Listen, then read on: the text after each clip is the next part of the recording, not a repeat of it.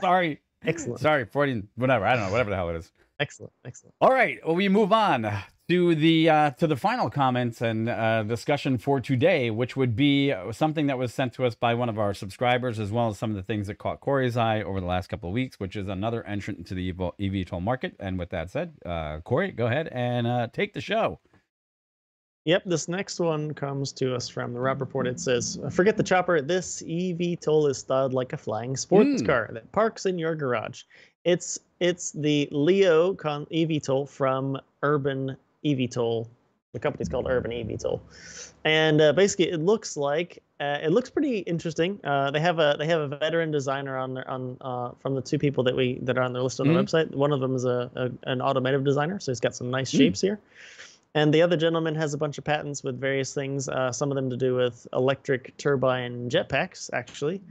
And he's used some of his innovations in tech to put that into basically 5 different distributed banks of electric turbines on the vehicle. And this thing is supposed to have basically like the size of a two-car garage, kind of that it like fit in that size. So it's a really smaller size, and it's so it's projected to have speeds up near like 250 miles an hour and flight time about an hour, which is all pretty interesting. But more marketed to, or more, it seems like they're more marketing this thing to be, and I even saw somewhere there, they said they're going to maybe sell it like as a kit that could help replace those affluent users to replace their car, the ground-based car, obviously ground-based transportation. The kit somewhere around $300,000 kit that you could assemble with an experimental type certificate somewhere in like 2023. That's their estimate, and possibly full arrival for the market consumer. Full ready to go 2026. So on my end, and also if you go through and you look at this, they also have thought about other things like where they're going to land these, where they're going to take off, where they operate. The whole ecosystem of how it would function. So that's good to know. But just as I mentioned to Mike before we started the show, as you guys know from us doing eVTOLs before, I kind of mentioned like what battery tech are we looking at? What kind of like endurance did the electric jetpacks have, and kind of thrust are we looking at, and how much does this thing weigh? And we like details. And so far we got one. So, we got one. They say they won the NASA Hero X Award, which means that they've been selected at some level for their innovation. Which, when it looks like right now, that I'm not really sure what it entails, because we only looked at this for a little bit, and we know NASA is really heavy into the eVTOL market right now. They're doing a lot of research, working with the FAA to lay the pathway for the regulations that we know that have to come. Right? It's sexy, but yeah, it's. Even their website goes into very little detail, and we're actually here right now, and I'm on the website, and they have the Leo, but you're right, they don't really answer a ton of questions. They say it's the Leo Coupe. They just give you some scale comparisons towards some of the others like Lilium, and the competitors, that Volocopter, and it looks like Joby, whatever, and then like Archer and a few others. And well, it's great, and it fits in this compact size. The problem is, I wonder how you're going to A, type certify it. B, it's great that you could fly it into your garage, but man, the more complex that they make these designs, the more that they make them try to fit into what we, meaning actually the average person, thinks what would be the applicable flying car model, right? The amount of information that they've supplied is low compared to what they've got to prove to themselves that they can actually do that. Right? Because the first thing that comes to mind when I see this thing parked next to a Tesla in the garage is, boy, there's going to be a lot of air moving in that garage all the time. And there's going to be very few garages that are going to be able to accept that massive volume of air moving around them without blowing crap. That's literally what I was thinking about when I said wait. I was thinking to myself, okay, it's going to hover somewhere on your property near the building and trees and stuff. It's going to...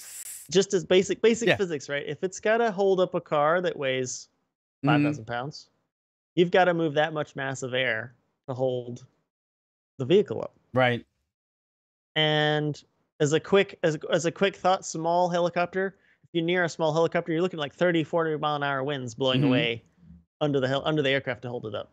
It's total generalization there, but the point still stands, as Mike said. Yeah, how much airflow are you going to see in the immediate area of this thing? A lot, obviously, but maybe the idea is you land it and then it rolls somehow.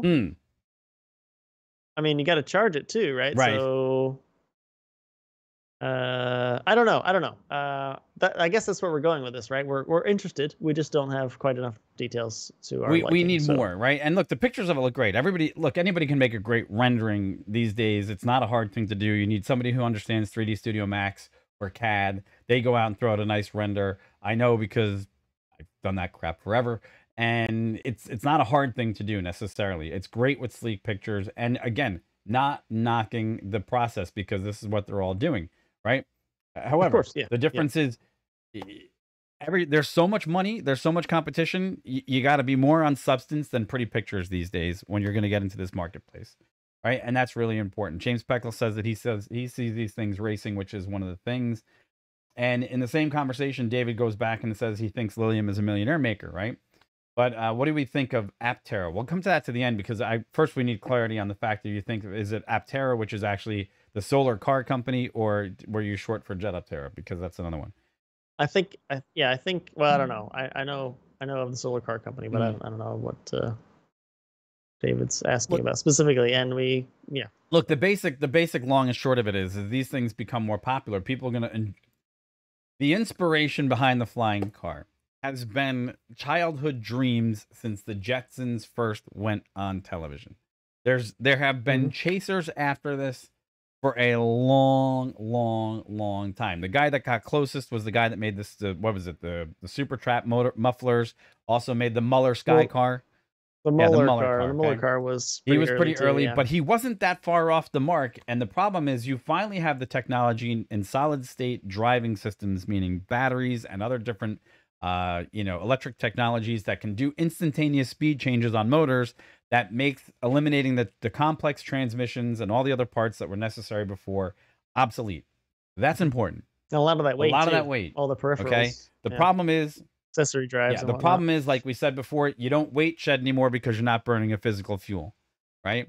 So that's why I liken myself to Jet Aptera, because if they're using traditional means to generate their lift, meaning an APU with fuel, it makes life a lot easier. You got to accept some burn there. So, hey, like, subscribe, follow. Let us know what you think about this one. It's another entry into yet another complex and growing marketplace with lots of competitors and lots of money. And who knows what's going to shake out in the end. But then again, we know which ones we're looking at. And just as that said, here's